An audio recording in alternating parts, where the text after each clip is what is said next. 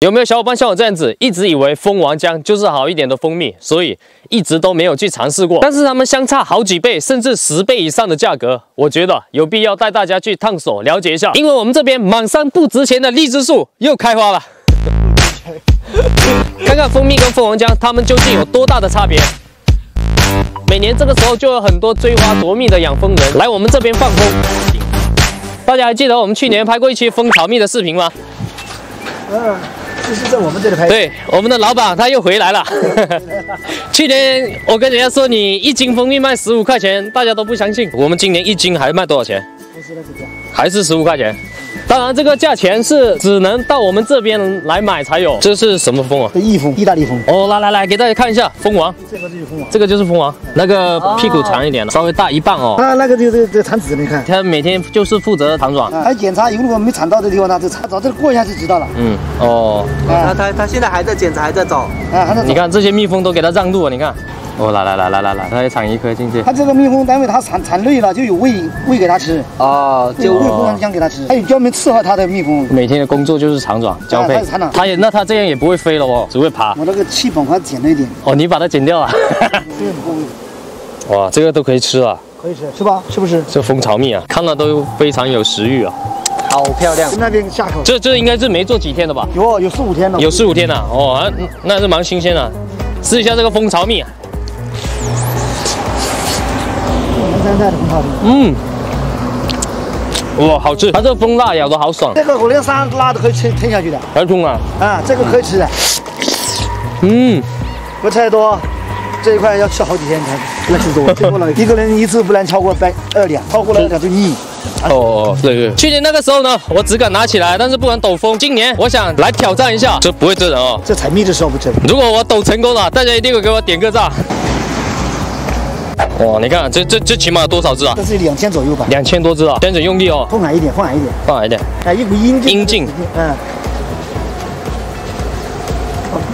奇怪，我这么抖它，他们都不叮我了。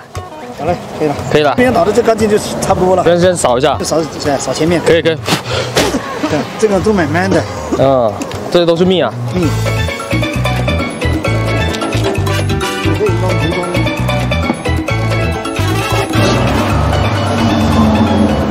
这个线多长？这个线越长越好。哦。浓度高。今年也这个价，去年也这个价。这没有办法，因为行情涨。今天我们1斤15块钱的荔枝蜜就好了，像这个样子，1瓶有2斤。像我们这么多蜂巢，一天能采多少蜜啊？几百斤吧，高峰期。哦。还有就是网上关于那个，就是我们蜜蜂吃白糖的那个是谣言，对吧？蜜蜂吃白糖那是冬天那个繁殖的时候，就等于是我们夏天把它们采的蜜给收走了，然后我们冬天的时候就会喂白糖给他们，得帮助他们过冬。这个我们吃饭一样的，那是正常的主食。对。当然，我们今天主要不是来采蜂蜜的，而是来采这个蜂王浆的。哇，这个满满的蜂王浆，还是行。还行哦，还行。这里面这些乳白色的非常漂亮，有点像酸奶一样。他们这里的蜂王呢，它如果想逃跑，就会把它关起来，不让它跑。这蜜蜂我刚来觉得蛮害怕的，现在看久了，我觉得还可以。那么恐怖啊？对啊，而且真的一点都不凶哦，我不敢动。他没有想叮我吧？不会啊？哪里啊？这么多蜂王浆。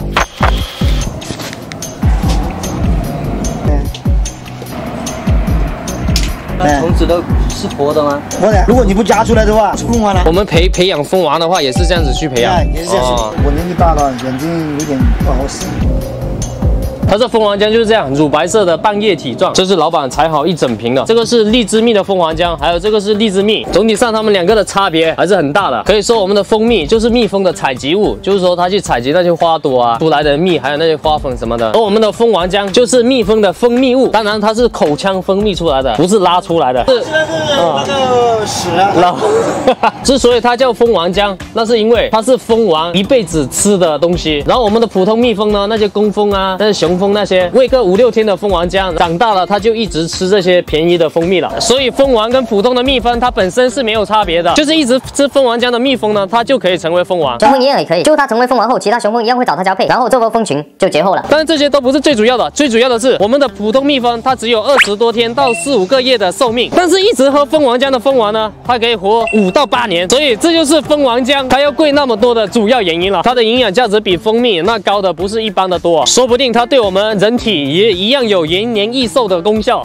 这是老板他自家的宣传广告，大家看一下，主要还是增强免疫力，延缓衰老。乳白色的。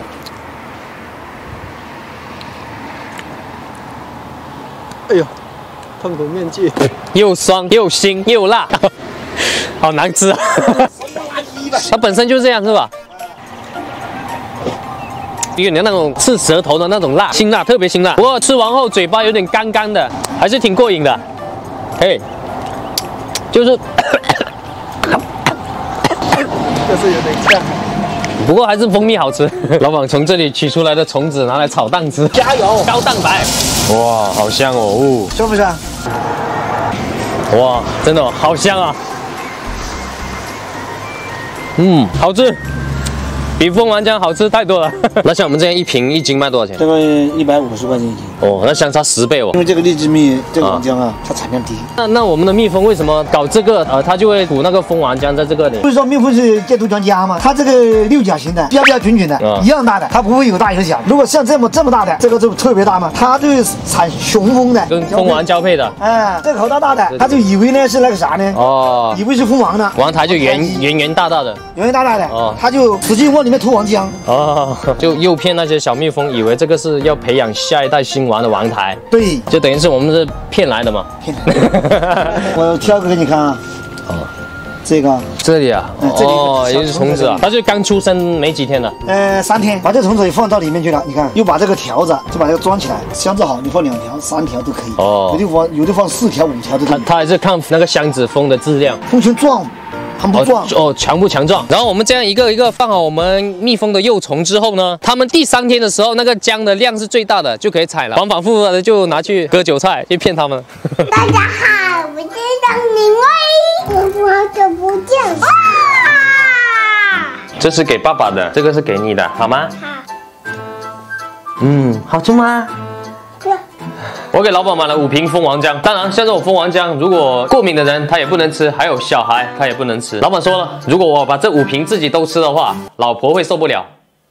我也不知道他说这句话是什么意思，但是我稍微网上查了一下，它的功效确确实实是还是蛮多的。好，不能吃太多了哈。可以了，走出去了。不要吃旺仔牛奶。那个不是旺仔牛奶，这个不能吃的，这小孩子不能吃的。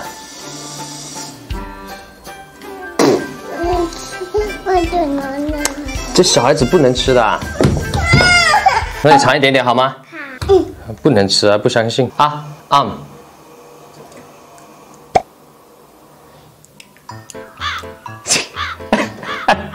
还要吗？还要吗？旺仔牛奶还要吗？爸爸吃。爸爸吃啊？你不要啦？你不要，这旺仔牛奶好吃哦。不吃。我吃啊。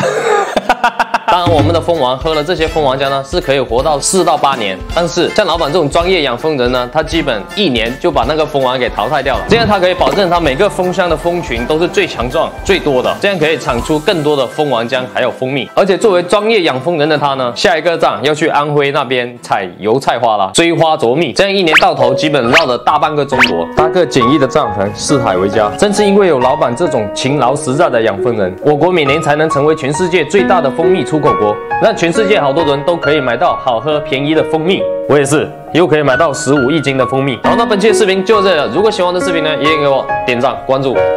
我们下期见，拜拜。